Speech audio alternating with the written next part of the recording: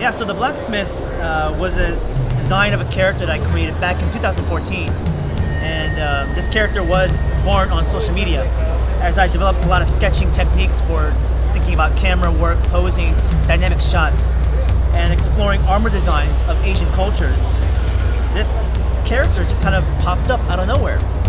Now, I had no intention of designing anything for the story, but then based on feedback, people were like, make something, make something. And I pushed more illustrations, more sketching and drawing, and the more people really start to respond to it and resonate with it, I decided, you know what, I'll actually push it. Now, after 2014 and this many number of years, I finally finished up a comic, wrote it, illustrated it, and now we get to work with Blacksmith and Tran to do amazing sculpture, and now we're doing a little bit of live painting to see how this will come out.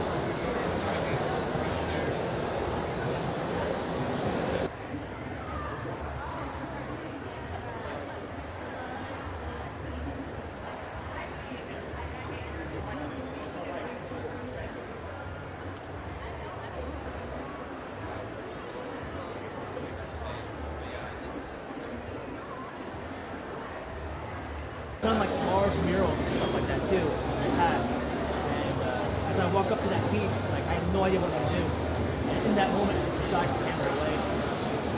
So people get scared of doing like live performances and drawings and stuff. But over the years, I've kind of like that I created was about him looking for a sword called the Grass Cutter, and he battles a dragon. But the dragon swallowed him in Mythology. So he's seeking it, and he jumps inside the dragon to go find it. But I made my first book based on that.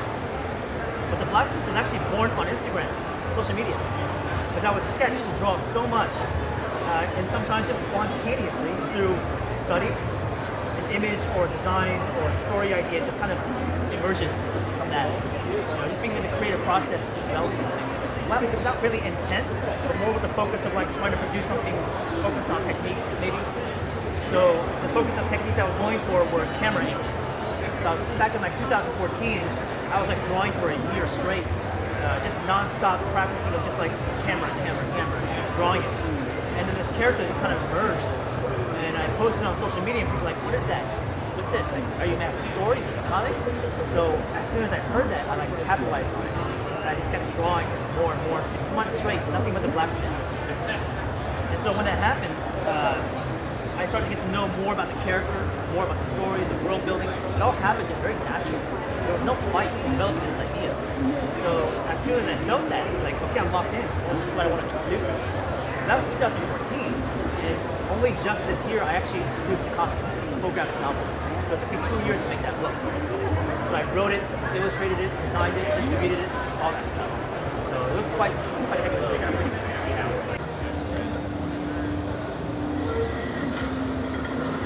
And to be honest, I love that character. You know, Kong, the Chinese mythology. I grew up with it as a kid. And of course, things like Dragon Ball is a part of that. He's all based on the same character.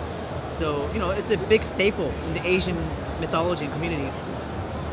So it's my version of the Monkey King in the story. Peach liquor all day. And his staff, the weapon, he set it on the ground, blew it up in size, and a town evolved around it. And so millennia, eons have gone by, and now the Blacksmith also will seek that weapon.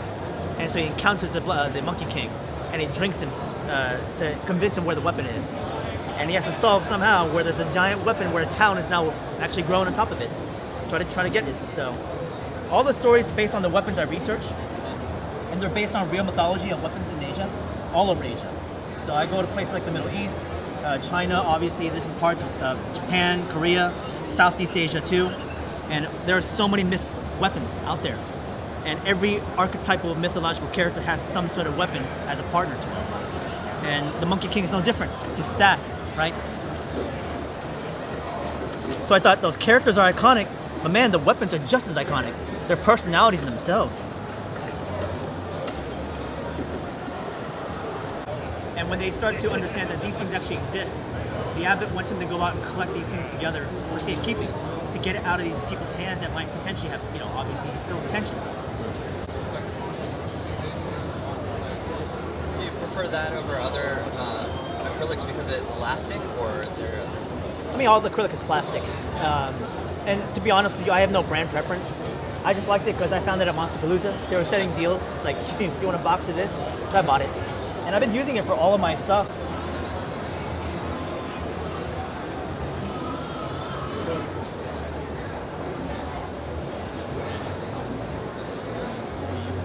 It's a combination of mix and stuff.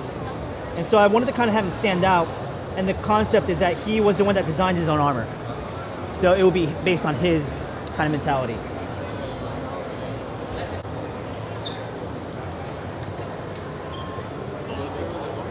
Good to see you. Yeah, I know. It's been, like I said, 20 years. How's your dad? He's doing really good. He's losing vision in one eye, but he's hanging in there. He still wants. But when I saw you post about it, I'm like, I'm gonna be there. I'll go say hi. That's awesome. Glad you're here. Yeah, I'm glad you're here because you never get to see you otherwise. You're always trotting around. But you're still up in Portland, right? Yeah, I still live in Hillsboro. Okay, great. Yeah. I'll probably be back there in the.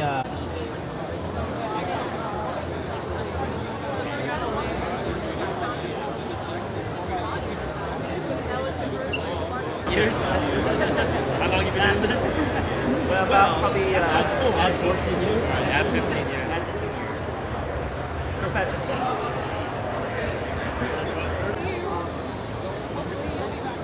Yeah, sure. Again, I'll hit you up when I'm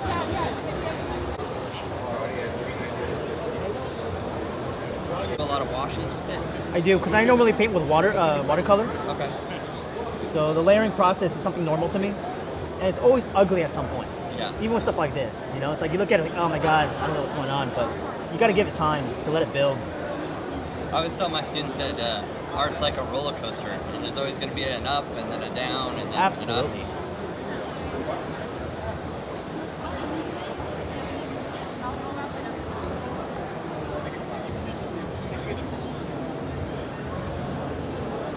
I love painting stuff just because I always learn so much about texture and form. Well, that's why I liked building the machines and mechs so much. Because when I draw a lot of that stuff, I just kind of thought of him as like just a regular everyday guy, and became in this situation a very supernatural environment, which obviously a lot of stories are like that, I think when you make the character a little bit too specific, it's kind of hard to connect with all the audience, where they're a bit more just kind of general. That's what I kind of wanted from him.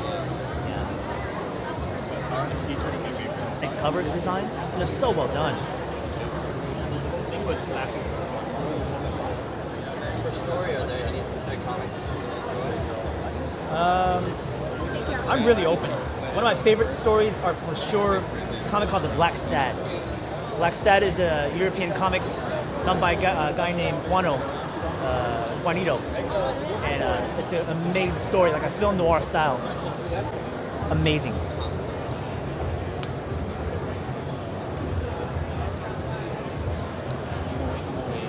So do you tend to focus on one spot and stay within that spot, or do you move around a lot and then come back? No, I'm going to stay with the one spot, but I'm not going to finish it.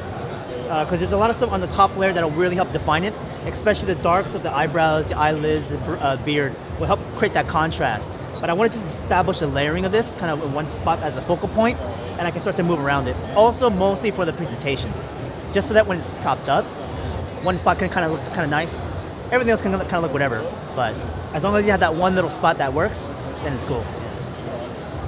It's the same thing with drawing, because everyone has put up a big piece of butcher paper, put a line on it, and said his birth to his initial. Actually, well, the second book I'm going to do will go deeper into his backstory, his relationships, how he got to where he was, So that second book would definitely go to that side.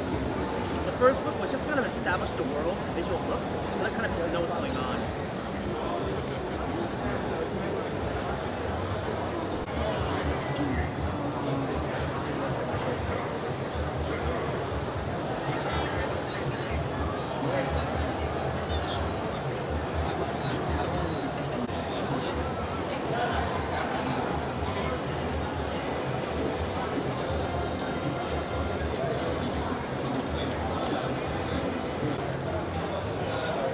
The sword that he uses, is that a legendary weapon?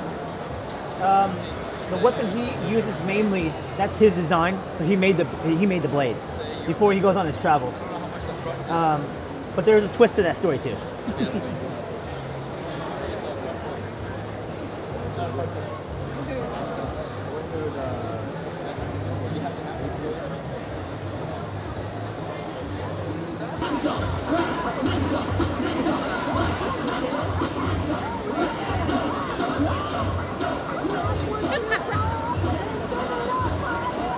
Sitting in your room and trying to look for pictures and photographs and stuff, where yeah, that's important too, but it doesn't give you the experience of getting out there and seeing the real thing in 3 dimensions, in space, sounds.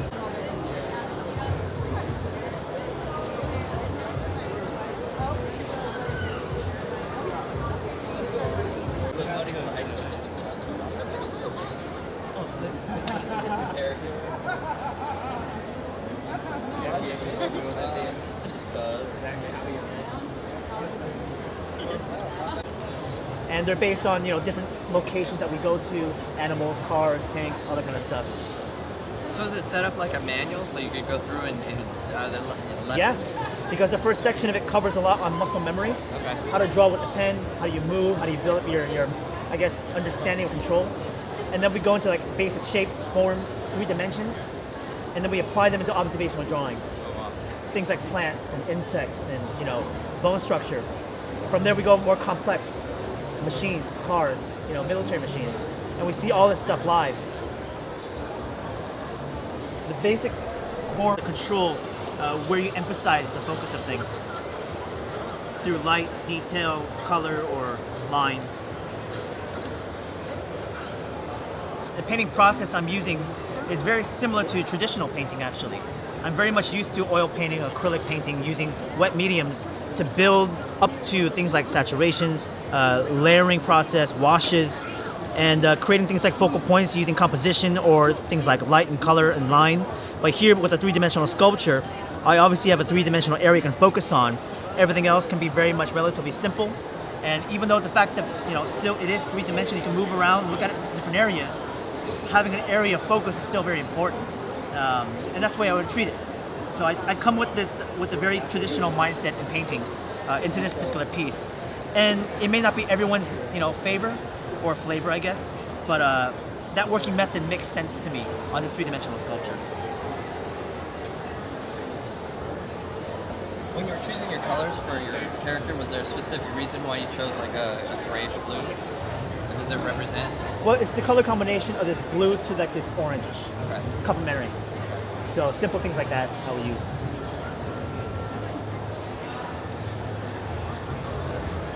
More like the mech designs of Gundams and whatnot, and all these painters, what they're doing is making the model kits look like the actual cell painted animation pieces. And so they'll go in there flat colors and they'll line the edges, and it looks like a 2-dimensional drawing in 3 dimensions. It's the most bizarre thing ever. That really push in many variations of stuff in ways. Sculptors, they kind of treat this as like material, and that's the material, you know, unless it's like a stylized piece. Artists and stuff. Sculpture.